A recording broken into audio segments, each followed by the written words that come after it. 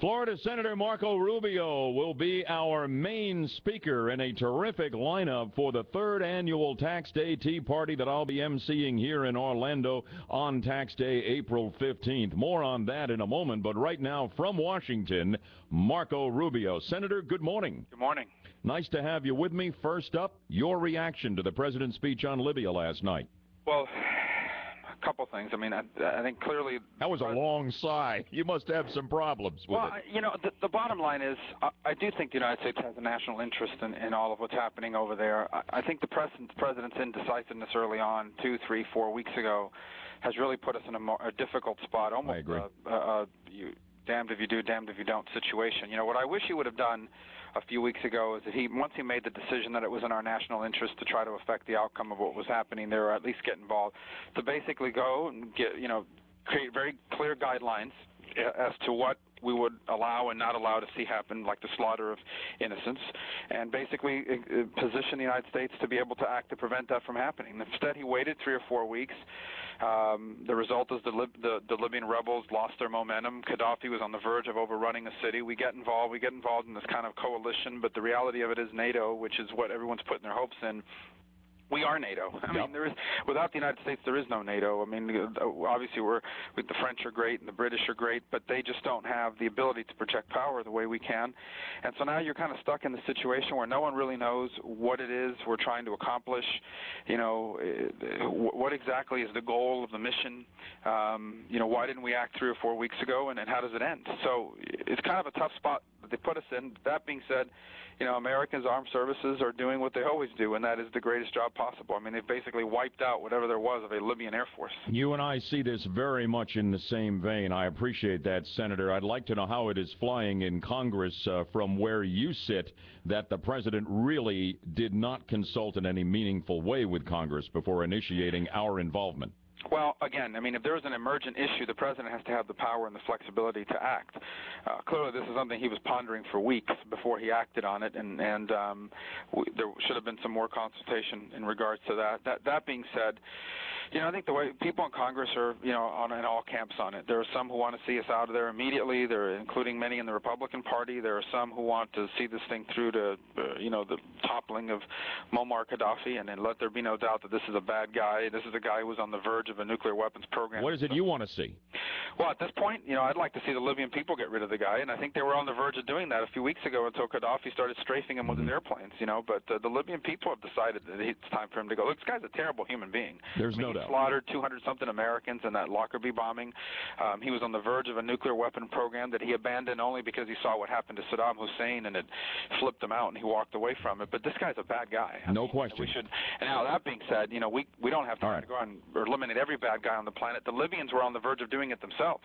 We got about 5 minutes, so I want to move on to something that is you're on fire about, and I support so much of what you have said about our lack of seriousness in Congress to deal with the deficits and the debt. A week from this Friday, April 8th, is the end of the line on the latest one of these continuing resolutions, kicking the budgetary can down the road.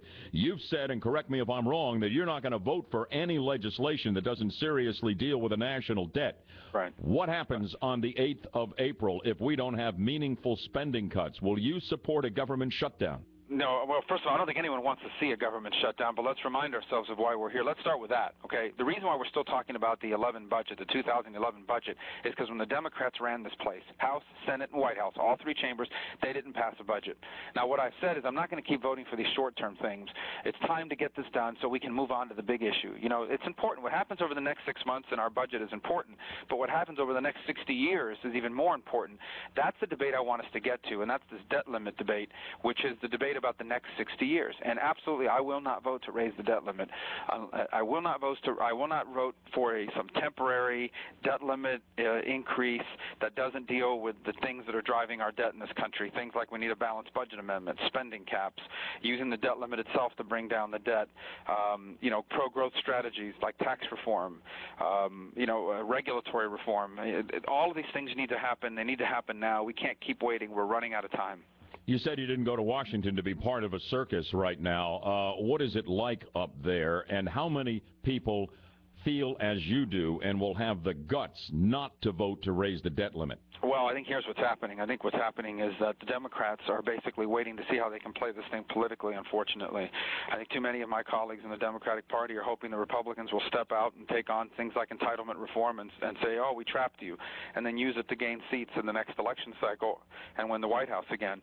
I think too many Republicans are afraid of that, and so they're just trying to figure out how can we do things that make us look fiscally responsible but don't put us in a bad political spot.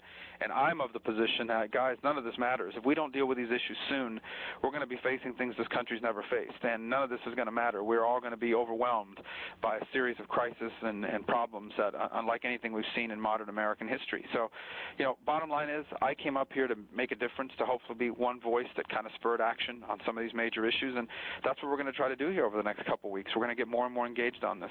We're going to be talking about your appearance here at the Tax Day Tea Party in Orlando, and we're all very excited about that. You elected not to join the Senate Tea Party caucus, and that concerned a lot of people because you were aligned with Tea Party policies. You got a lot of support from Tea Party movements around the state of Florida. Then you didn't join the caucus. Why is that?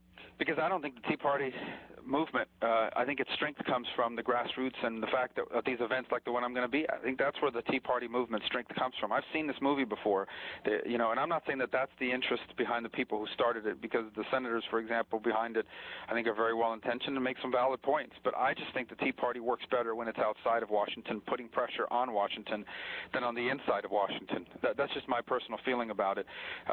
Ultimately, as far as the issues are concerned, I'm going to be judged by what I stand for, how I vote, what I speak out on, and how I act up here. And I think on those issues, people are going to have nothing to be concerned about, because the things I ran on are the things that I intend to do. But I honestly believe that what's given the Tea Party its strength is that it is not associated with Washington. It is not associated with formal organizations like political parties are in Washington. It gives it a credibility, a vibrancy that is unique and I think unprecedented in American political history. Well, and so it is that you're going to be the main speaker at the 3rd Annual Orlando Tax Day Tea Party that I'll be emceeing, co-hosted by the Central Florida Tea Party Council and the fairtaxpatriots.org on Tax Day, April 15th. That's a Friday afternoon, 4 to 6, downtown at the Lake Eola Band Shell. What will be your message, Senator Rubio? I think the message will be the same one. We're running out of time. It's still not too late to keep America great. There's no reason why the next 100 years for America can't be greater than the last 100 years, but we're running out of time. And if we want it to be that, then there are certain things we're going to have to do. Some of them we're going to like, a lot of them we're not. But if we don't do them, we are going to lose many of the things that make us unique and exceptional in American history. And we'll talk about what some of those things are. We'll look forward to you being on the dais, along with Herman Cain, who's running for president on the Republican side, Florida Senate President Mike Herodopoulos, and more. We'll be talking more about this Tea Party event. It's a big deal that we're backing here at 540 WFLA. I only have 30 seconds left with you, Senator Rubio. Rush follows me later in the day here in our lineup on 540 WFLA. He wishes you would run for president in 2012. Are there any circumstances in which you would? I don't think so, but I think I'm really focused on this job in the United States Senate. I'm flattered by that. But the truth is that you can make being a U.S. Senator is a big job if you want it to be. You can do a lot of good. You can really influence the direction of our country from the United States Senate if you want to do that. That's why I ran for it. Might you consider it downstream as you get a little more seasoning? Oh, it's too premature to talk about that. Right now I'm so focused on this. And here's the other thing I would tell you, and I'd be ready. I don't make decisions for myself anymore. I've got 4 kids that get older every day and have more and more opinionated about what they want their dad to do. Obviously, my wife is a big part of all that, so we're not even at that point. I mean, it would be premature to even discuss, Sure. I thought I wanted to be the commissioner in the NFL, but given this lockout, I don't think I want that.